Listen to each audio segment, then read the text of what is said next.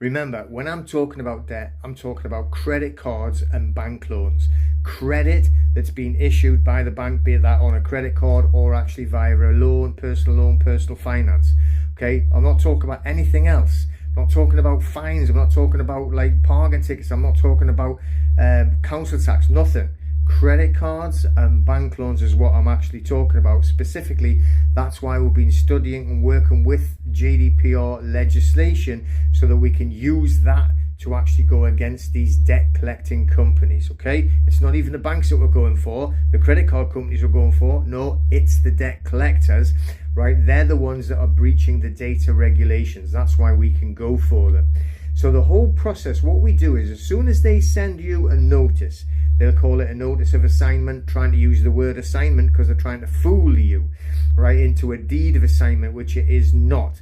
So they never have a legally executed deed of assignment. This is how we can actually attack them and beat them.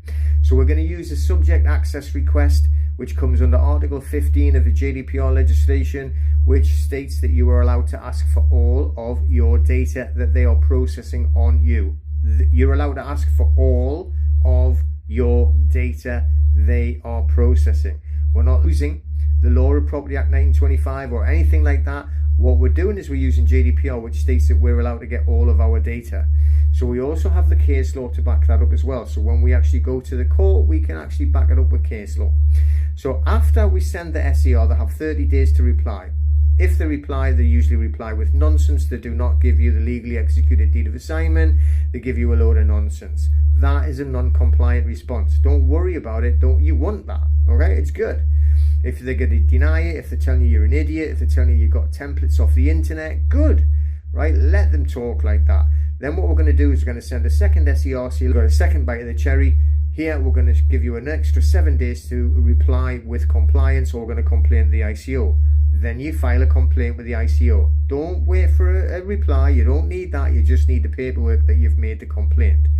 Then you move on 7 days later to sending a letter before action, telling them if they've got 7 more days, if they don't comply with your SAR in full, then you're going to start legal proceedings, or you may start legal proceedings.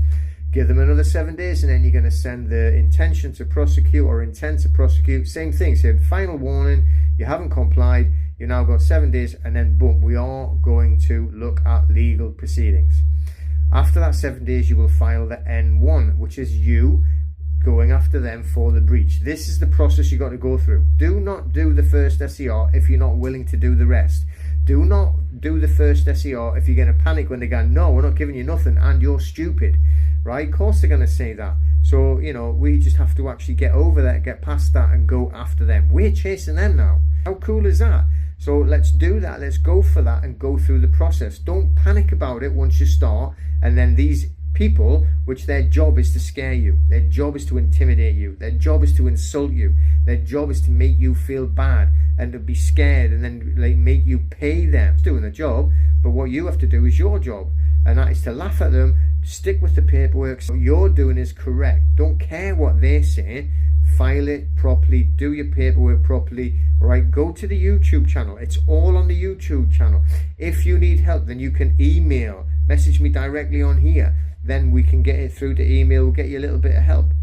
If you truly need it, we'll even give you hand-holding help getting you through the whole process as well. So there is ways of doing everything.